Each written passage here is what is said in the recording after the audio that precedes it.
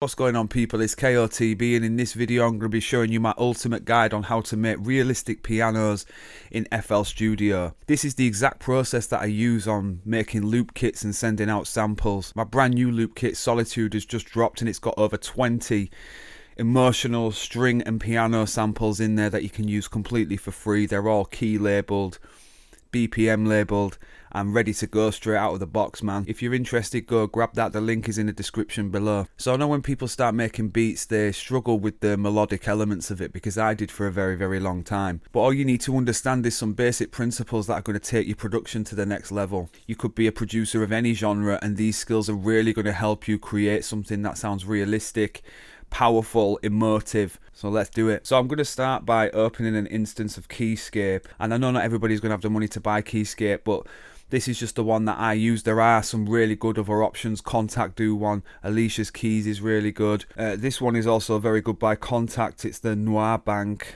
and the pianos in there sound fantastic, and that's nowhere near as much money as Keyscape is, so you can use any plugin for this and get it sounding really, really nice. So I'm in the piano roll, and if we go over to this musical note here and right click, you can open the scale.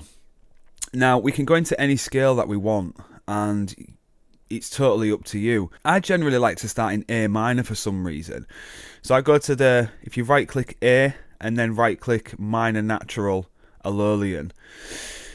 That is just a really nice starting point for me personally. Make sure I click that musical note on so it's green, and that means now that when we click a note in, it's going to snap to the notes of the scale. So because we're in A minor, I'm going to start on the A note and just drag it out.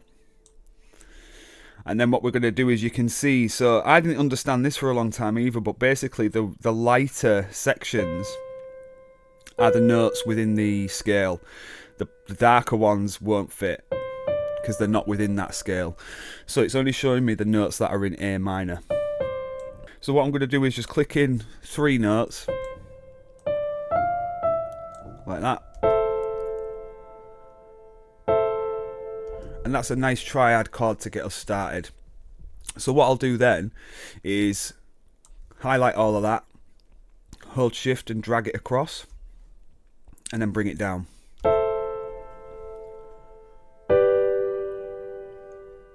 I'm just going to do that a few times.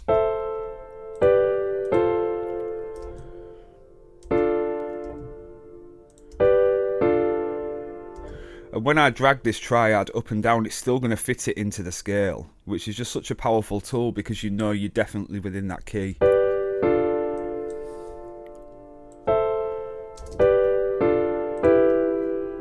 So now I've got a 4-bar loop. So obviously we don't want to keep it like this. So the first step to get it sounding more realistic is grabbing the middle note and shifting it up an octave.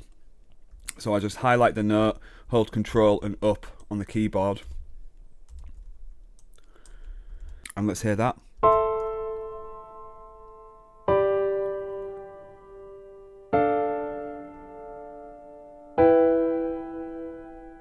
So you can hear already that's sounding way nicer. The other thing I like to do is grab the bottom notes and just make a copy of those. So I highlight it, hold shift and drag, control down.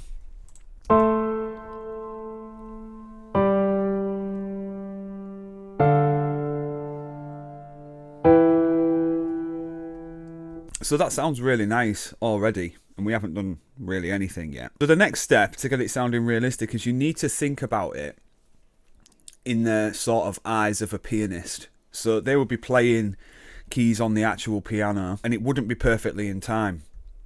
So if you look at the notes as standard, when you click them in, they snap to the grid, and we don't really want that. So what I'm going to do is Control A and then Alt S, and that's going to strum these notes, so it just sort of brings them out slightly. You can change that with the strength here, how much it comes out. Let's hear that.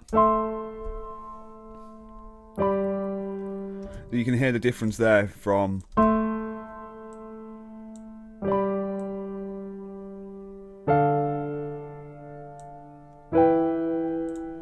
I quite like it there. So you can see already you're starting to get a more realistic vibe. The next step is adding some like top notes, sometimes notes within here as well, within the spaces that give it just more power within the melody. This is what I do in all my loops, to give it a more natural sort of interesting sound. I'll put the click on for this.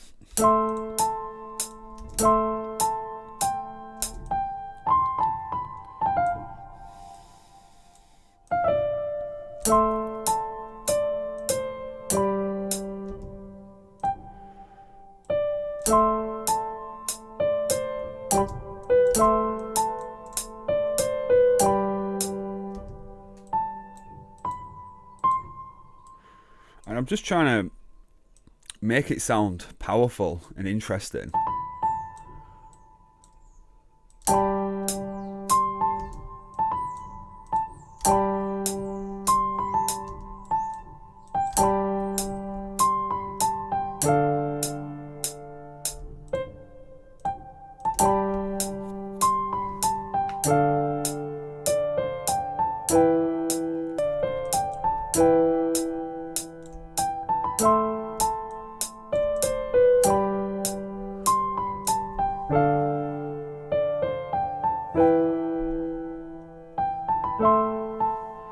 So already we have something that is really powerful, that it can stand on its own without anything else added to it. The next key, man, and this is the game changer, is the velocity of the keys. So again, going back to a pianist playing this on the keys, they wouldn't be hitting the notes the exact same velocity.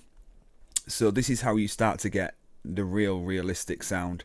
So what we're going to do is Control A and click Alt R. This is just the starting point. So this is a randomizer, and what it does is randomizes the velocities of each note. So if we go to this velocity tab here and we change it, you can see it's starting to change the velocity of the keys. Let's listen to it.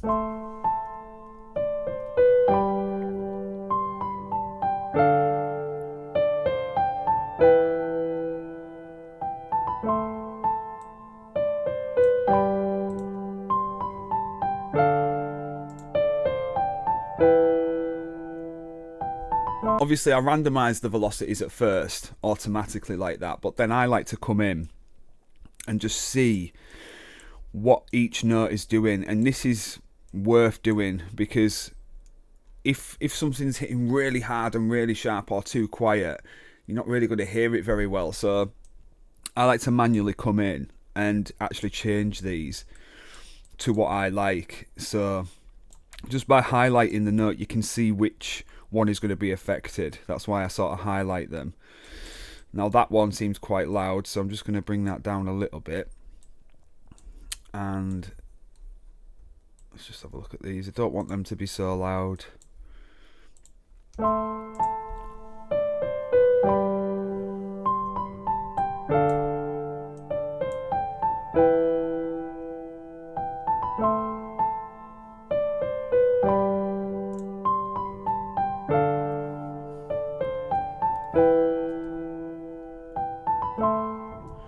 Yeah, that sounds crazy. So you can see quite quickly you can start to get a really realistic sounding piano. And like I said, this works for all the VSTs. Every instrument, to be honest. If you've got a guitar, synths, whatever, like this stuff works for all of those things. So it's worth experimenting with. What I like to do at this stage is Control A, highlight everything, hold Shift and drag that pattern over for another 4 bars. So that's going to just repeat now for 8 bars. So then what I like to do at that point is drag that entire sequence again. And what I'll do is Control A, highlight all that second section, Control down, and just bring it down an octave. What it does is it just changes the pattern enough for it to keep it interesting to the listener.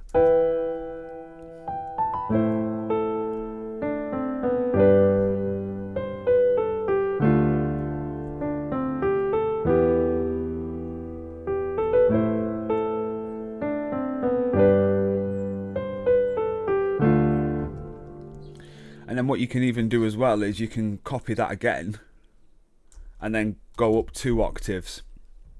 So again, it's changing it. It's exactly the same notes, but it's changing the sound of it and it's pleasing to the ear.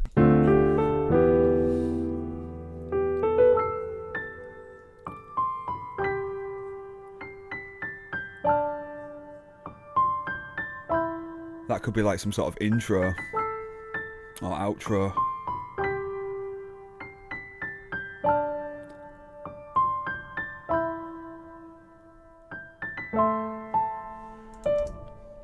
So just within those few steps, you've gone from really basic sounding chord progression to something that sounds like really powerful and impactful. You could just send it out like that if you wanted to, but for me, I'm sending out loops quite a lot. I make a lot of loop kits. I'm working with loads of different producers. So the next thing I would be doing in this process is picking another instrument. So something like strings, violin is a good one that I use. In fact, let's go to Contact and we'll have a look. I use this Chris Hine violin, which is unbelievable, to be honest. Just incredible sound.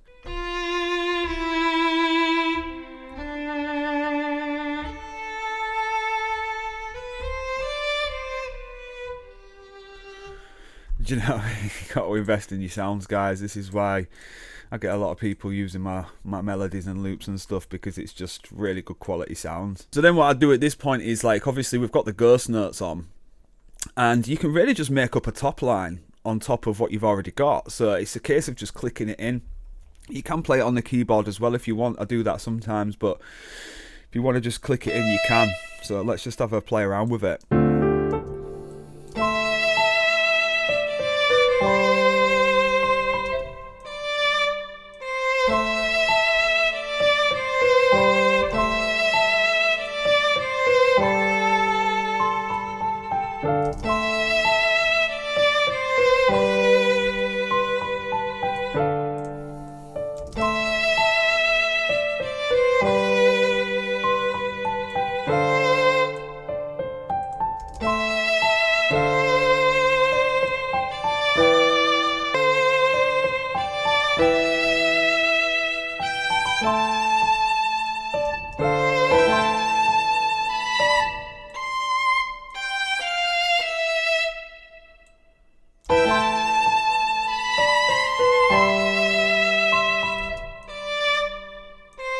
What I'm going to do is just bring the volume down a little bit. Let's have a listen.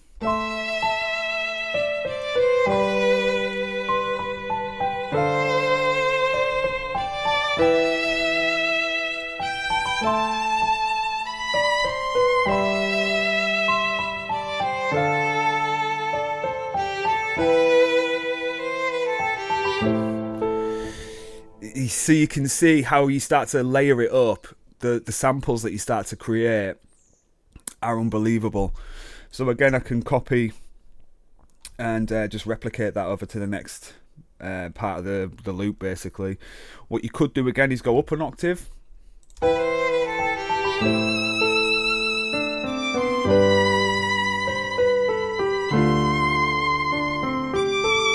Or down.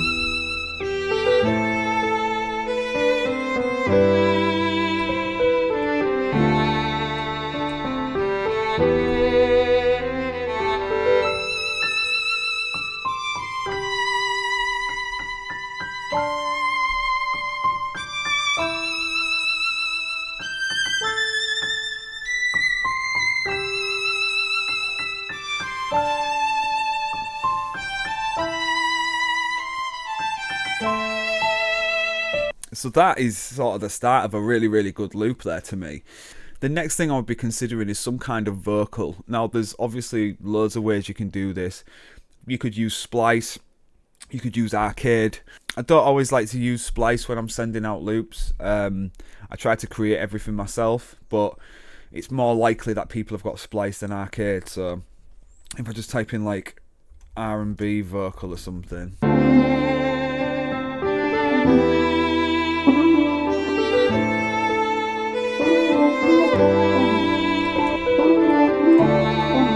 I think I'm going to go for this one. So what I'll do is hit the mode, stretch, and then just stretch it to the 8 bars. Bring the volume down.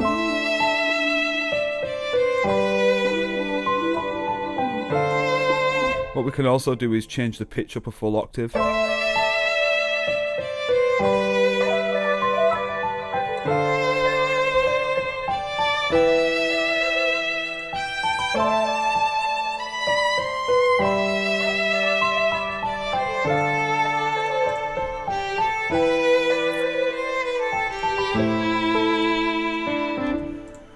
next thing I'll be doing at this point is adding some just sort of simple bass. So generally I use like a sort of sub bass type thing. There's one in Analog Lab called Bass Calm that I use a lot. It's a standard bass sound, but it usually works really well. I'm just going to follow the root notes. Don't overcomplicate this.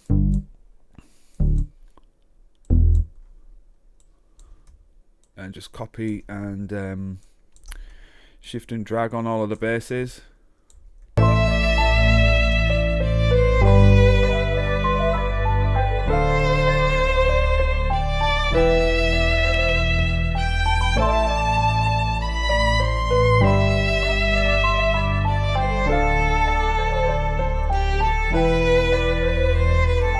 What you're starting to do is build up every element of the frequency range. So you've got the higher piano, you've got the higher keys, you've got the middle keys, you've got the lower keys, you've got the bass at the bottom. The thing I like to do is use some like live sort of sounding transition samples. Bring the volume down.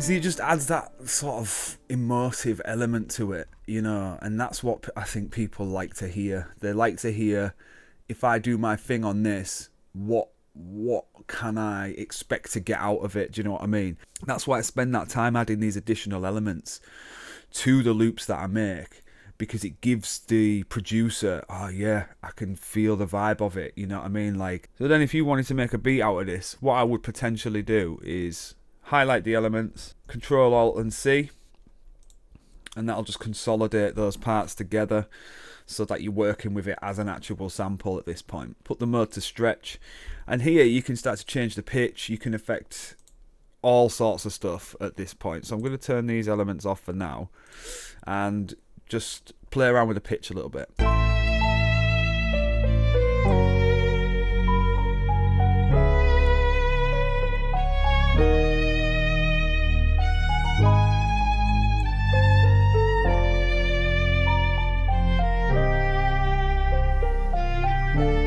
You can see just by changing that pitch by 2 semitones, it changes the vibe of it, man. What you could also potentially do is reverse it.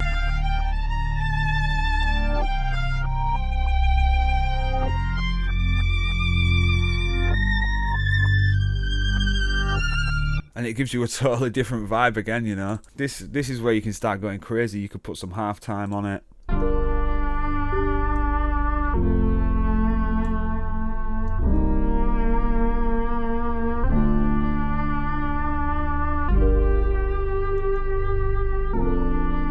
Sounds crazy.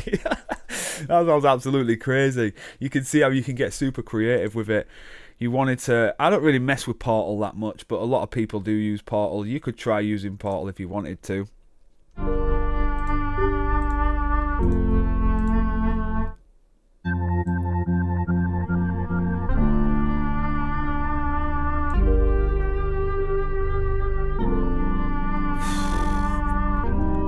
That actually does sound crazy. Do you know what? I might actually put this sample out on this video just so that you can use it. So this is exactly how I make my loops. This is how I get realistic sounding pianos, instrumentation. I've put a link in the description to my new loop kit, Solitude. Like I say, there's 20 loops in there, all emotional styles. Really good for all sorts of genres, man. If you're interested in that, it's completely for free. All you have to do is click the link in the description if you want to grab your copy. I want to put this loop out as well, to be honest, but I might save it for the next kit. But yeah, guys, if you enjoyed this kind of content, please do leave a comment and let me know what you think. If there are any types of videos that you want to see from me tutorial-wise, please just let me know. I want to help you guys as much as I possibly can. For me, it's all about giving back to the community, you know, and I want to collaborate with people as well. So yeah, man, hit the link in the description if you want Solitude. Thank you so much for watching. Take care. Peace.